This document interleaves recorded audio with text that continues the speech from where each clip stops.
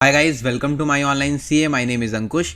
आज हम लोग जो बात करेंगे वो बात करेंगे जी टीडीएस क्या है, what is a TDS and why, क्यों डिडक्ट किया जाता है और कैसे ये काम करता है। मतलब हम लोग as an employee, as an एक बिजनेसमैन जो कि जिसका टीडीएस डिडक्ट हो रहा है तो वो कैसे क्लेम कर सकता है, प्लस एज एन बिजनेसमैन किस किस चीज़ों का ध्यान रखना है, उसको किसका टैक्स काटना है, या बड़ी सारी कंफ्यूजन आज हम लोग इसी के बारे में डिस्कस करेंगे। तो let's start our video. So let's start.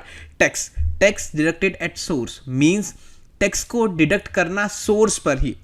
मतलब अगर आपको कोई इनकम हो रही है और मैं उसको इनकम लेट सपोज आपको दे रहा हूं, तो आप उस पर इनकम टैक्स पे करोगे, देन गवर्नमेंट होगा तो उसको टीडीएस काट लिया जाता है पहले ही सोर्स पर।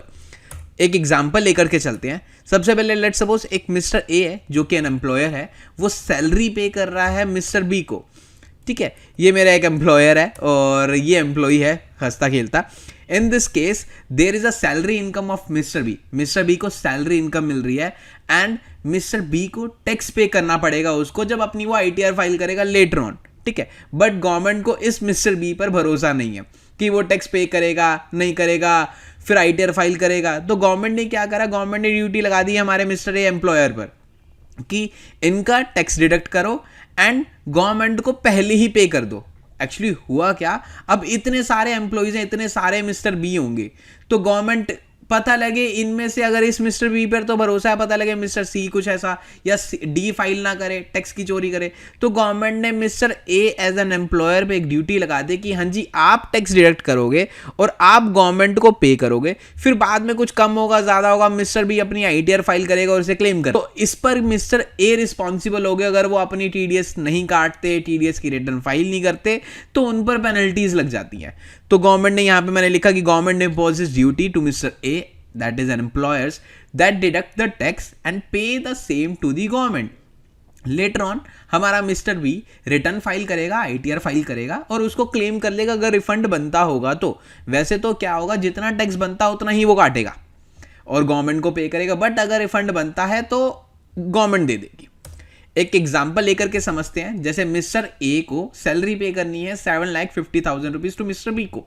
ठीक है, इन दिस केस मैंने एक एग्जाम्पल, एक अप्रोक्सीमेट फिगर ले ली कि उसने टीडीएस काट लिया 40,000 का, तो मिस्टर ए को कितना पे किया जाएगा, 7,10,000। सॉरी, मिस्टर ए पे करेगा 7,10,000 टू मिस्टर बी को, मतलब एम्प्लॉयर पे करेगा 7,10,000 रुपए मिस्टर बी को। एम्प्लॉयर की जेब से सेम अमाउंट जाएगा हमेशा, 7.5 लाख रुपए ही, बट यहां क्या कर रहा है वो 7,10,000 रुपए तो एम्प्लॉय को पे कर रहा है और 40,000 रुपए गवर्नमेंट को पे कर रहा है। अब बाद में क्या होगा, ड्यूटी हम देखें तो मिस्टर ए की क्या ड्यूटी है, डिपॉजिट करना इन 40,000 को गवर्नमेंट के पास, फिर टीडीएस की रिटर्न फाइल करना, जो ये टैक्स कटा है उसकी टीडीएस की रिटर्न होती है वो फाइल करना। मिस्टर बी की क्या ड्यूटी होगी, मिस्टर बी की ड्यूटी होगी, हमेशा ध्यान रखिए अगर टैक्स कट रहा है, अगर सैलरी पे टैक्स कट रहा है तो फॉर्म 16 है, और अगर फॉर्म 16 और अगर अदरवाइज सैलरी पे टैक्स कट रहा है तो फॉर्म 16 है, अदरवाइज फॉर्म 16 जैसे अदर इनकम्स पे टैक्स कटता है, तो ये चीज आप फॉर्म 16 या 16 अपने एम्प्लॉयर या डिडक्टर से मांगिए और फिर accordingly income tax return file कीजिए। ठीक है, बेसिक टर्म्स है जो कि आगे यूज होंगी या फिर कभी भी यूज होंगी, वो मैं अभी एक और बार बता देता हूं। डिडक्टर जो टैक्स काटता है वो हुआ मिस्टर ए, डिडक्टी जिसका टैक्स कटा वो मिस्टर बी हुआ। ठीक है, फॉर्म 16 और 16 टीडीएस सर्टिफिकेट्स होते हैं जो कि 26 सीएस में रिफ्लेक्ट होंगे। 26 सीएस में कब रिफ्लेक्ट होंगे, जब मिस्टर ए अपनी टीडीएस की रिटर्न फाइल कर देगा। ठीक है, अब मैं बात करता हूं किन किन इनकम्स पर टैक्स कटता है। जैसे सैलरी इनकम हम लोगों को पता है, प्रोफेशनल इनकम होती है, जैसे एज अ फ्रीलांसर लोग काम करते हैं, बिजनेस करते हैं एज अ फ्रीलांसर, तो उनका टैक्स कटता है, वो लोग देखते होंगे उनका टैक्स कटता है 194J में, तो वो भी 10% ऐसा कटता है, तो वो भी टीडीएस कट रहा है, तो 10% वो जब अपनी आईटीआर फाइल करेंगे तो उसको रिफंड क्लेम कर सकते हैं। रेंटल पे बिल्कुल कटता है, आपको इंटरेस्ट इनकम मिल रही है, मतलब बैंक से इंटरेस्ट मिल रहा है एफडीज पर, उस पर कटता है, कमीशन हो गई उस पर कटता है, और भी बहुत सारे हैं। मैं आपको एक बार को दिखाता हूं कि जो गवर्नमेंट ने ही वो कर रखी है। जैसे टीडीएस की रेट्स हैं, उन्होंने गवर्नमेंट ने टीडीएस के रेट्स ही डिफाइन करके, देखो पेमेंट सैलरी पर स्लैब रेट्स है, देन आपका पीएफ हो गया, डिविडेंड्स हो गए, इंटरेस्ट हो गया, लॉटरीज जो हमारी विनिंग्स की गेम होती है उस पर गवर्नमेंट ने 30% का टैक्स टीडीएस रखा हुआ है, जो कि टैक्स भी सेम 30% ही रखा हुआ है। ये 194D इंश्योरेंस कमीशन हो गया। ऐसे बहुत सारी चीज़ें हैं जिन पे टैक्स कटता है। तो आप एज एन एम्प्लॉयर या एज एन अगर आप डिडक्टर एज एन बिजनेसमैन अगर आप कर रहे हैं तो आपको इन चीज़ों का ज़रूर ध्यान रखना है। अगर आप ऐसी कोई पेमेंट्स कर रहे हैं तो आपको सामने वाले पर्सन का टैक्स ज़रूर काटना है। और अगर आपका टैक्स टीडीएस कट रहा है तो आपको ज़रूर ध्यान रखना है कि सामने वाली पार्टी से फॉर्म 16 या 16A ज़रूर लेना है और उस अकॉर्डिंगली आपको अपनी ITR को फाइल करना है। ठीक है।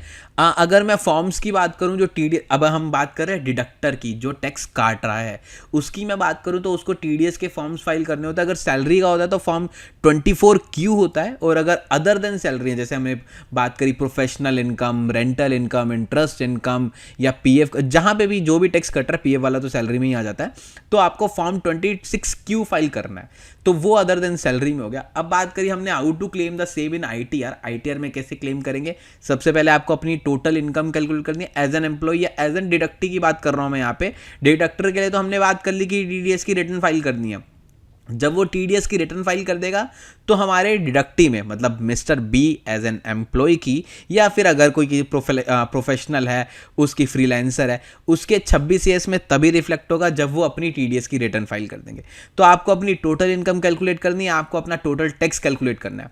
आपने total income let suppose calculate करी, तब आपने डिडक्शंस वगैरह नहीं बताई थी जब एम्प्लॉयर ने आपका 7,50,000 पे आपका टैक्स काट दिया था। 7,50,000 थी प्लस आपने फिर देखा यार ये तो मेरी सारी तो बड़ी डिडक्शन है, मेरी LIC भी है, मेरा हाउसिंग लोन भी है, तो डिडक्शंस क्लेम करी, आपने कैलकुलेट करी टोटल इनकम, जो ग्रॉस टोटल इनकम 7,50,000 से वो आ गई आपकी 5 लाख रुपीस या लेट से 490। अब आपने उस पर टैक्स कैलकुलेट करा 490 पे, तो कोई टैक्स नहीं बनेगा, जीरो टैक्स। फिर आपने वहाँ your tax payable is less than TDS. Yes बिल्कुल, आपका टैक्स पेबल तो बिल्कुल ही नहीं बन रहा, टीडीएस कटा हुआ आपका 40,000 जो हमारे मिस्टर ए ने काटा था, तो balance will be refunded. TDS directly shown in Form 26AS and in form 16 और फॉर्म 16A। आपको फॉर्म 16 या फॉर्म 16A ज़रूर लेना है जब आपका टैक्स कटे तब, और आपके वो 26AS में भी रिफ्लेक्ट हो जाएगा, प्लस आपको उसके अकॉर्डिंगली आपको अपनी ITR को फाइल कर देना है। तो इन चीज़ों का ध्यान रखना है as an employer, as an deductor और डिडक्टी मतलब एम्प्लॉई और डिडक्टी। तो रिटर्न्स फाइल करनी है, टीडीएस रिटर्न फाइल करनी है, दोनों को अपने अपनी ड्यूटीज़ का ध्यान रखना है। टीडीएस रिटर्न ज़रूर फाइल होनी चाहिए, एंड आपको अपने अगर क्लेम करना है तो आपको अपनी ITR फाइल करनी चाहिए। आज के लिए बस इतना ही। होप आपको ये वीडियो पसंद आई हो। अगर आपको इससे रिलेट कुछ भी क्वेरीज हो आप हमें कमेंट कर सकते हैं, प्लस आप ईमेल कर सकते हैं ankush@myonlinec.in। Thank you very much.